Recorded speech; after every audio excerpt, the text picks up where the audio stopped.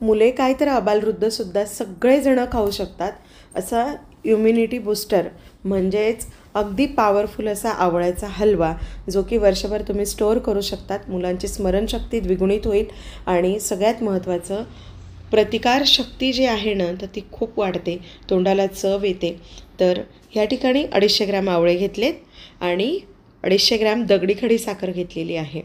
तर करण्याची विधी आपण बघूयात. आवळ्याचा किस किसून घेतला आहे.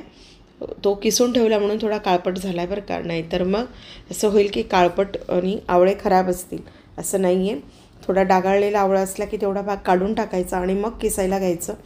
तर ह्या ठिकाणी तेल तूप काही न वापरता अगदी वाफेवर आपल्याला तो किसून आवळ्याचा किस जो आहे तो वाफवून घ्यायचा आहे.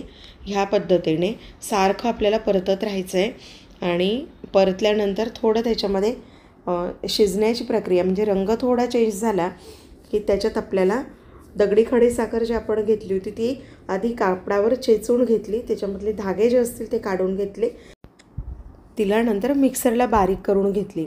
आता हा जो केस आहे तर ह्या पद्धतीने असा वाफत आला आहे आणि आता त्याच्यामध्ये आपण जी खडी साखर बारीक करून घेतली होती ती टाकून घेत आहोत. अगदी तेवढीच खडी साखर, जेवढं आपण आवळे घेणार आहोत तेवढीच खडी साखर पण घ्यायची आहे. म्हणजे काय होतं, आवळ्याच्या ज्या गिठुळ्या आहेत त्याच्याच मापाचं आपण जे इतर साहित्य घालणार आहोत त्याचं वजन, त्याचा जो वजनाचा बॅलेन्स आहे किंवा चवीचा बॅलेन्स आहे तो त्याच्या बरोबरीने येईल, म्हणून आपल्याला ह्या पद्धतीने साखर घालून घ्यायची आहे. आता साखरेचं पूर्णतः पाणी होऊ द्यायचं आहे. पाणी असं झालं की लसलशीत असं होत आलं की मंद गॅस करायचा आहे आणि मंद गॅसवर अगदी बोटाला चिपचिप होईल असं आपल्याला साखरेचा पाक तयार करून घ्यायचा आहे. आता ह्याच्यामध्ये आपण एकदम सुपारी एवढा किंवा मग 1 ते 1.5 इंच आल्याचा तुकडा किसून त्याचा जो रस आहे ना तो याच्यामध्ये टाकून घेत आहोत. डायरेक्ट आलं टाकायचं नाही आहे किसून, कारण की आल्यामध्ये मॉइश्चर जास्त असतो आणि मग वर्षभर जर आपल्याला साठवायचं असेल तर मग ते खराब होण्याची लवकर शक्यता असते, म्हणून आल्याचा रस आपण याच्यामध्ये टाकून घेतो आहे.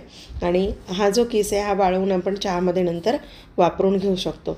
तर आल्याचा जो रस आहे तो जेव्हा साखरेचा पाक होतो आहे ना तर त्याच्यामध्ये तो जळेल ते पाणी आणि त्याचा फ्लेवर त्याच्यात उतरेल. आता 1 लिंबू जो होता तो मी ह्या ठिकाणी लिंबूचा रस आपण टाकून घेतो आहे.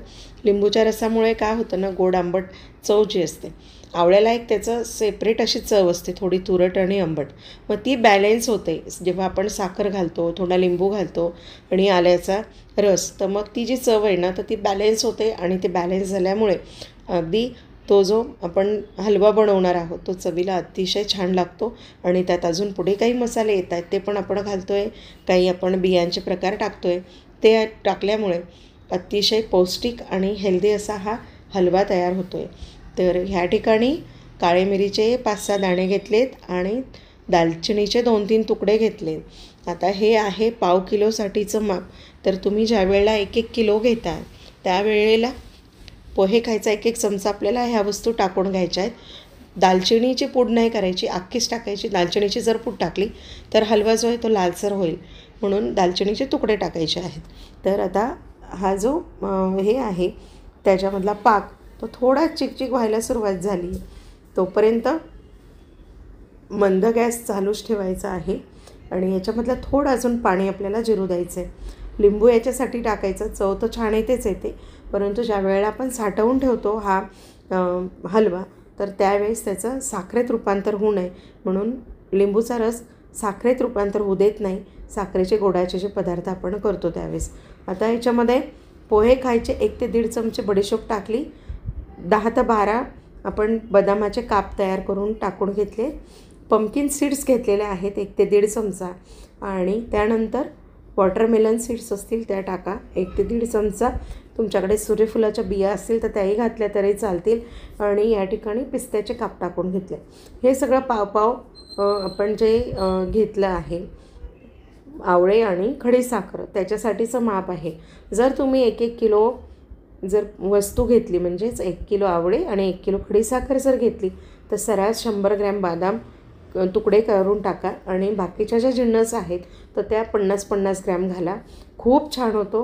वर्षभर साठवण्यासाठी अतिशय उत्तम असा हा च्यवनप्राशपेक्षाही सुंदर असा चवीचा तर आहेच आहे, परंतु हेल्दी आणि प्रतिकारशक्ती वाढवणारा बहुगुणी असा प्रकार आहे. या ठिकाणी चिमूटभर मीठ टाकून घेतले.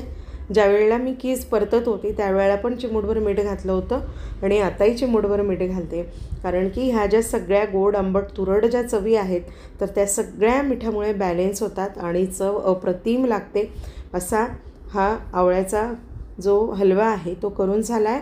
आणि मुलांना काय होतं ना, तर रंगबिरंगी खाण्याला मजा येते म्हणून आपण ट्रुटी फ्रुटी ह्या ठिकाणी टाकून घेतली. तुमच्याकडे असेल तर टाका, नसली नाही टाकली तरी चालतं, परंतु बाजारात सहज अवेलेबल होते, टाकली तरी हरकत नाही, तीसुद्धा वर्षभर खराब होत नाही. आणि अशा पद्धतीने आपला हा आवळ्याचा हलवा करून झाला आहे. रेसिपी कशी वाटली, आवडल्यास लाईक करा, शेअर करा आणि कमेंट बॉक्समध्ये कमेंट करायला विसरू नका. कुठल्या शहरातून पाहतायत ती कमेंट पण नक्की करा. चॅनलवर नवीन असाल तर प्लीज चॅनलला सबस्क्राईब मात्र नक्की करा.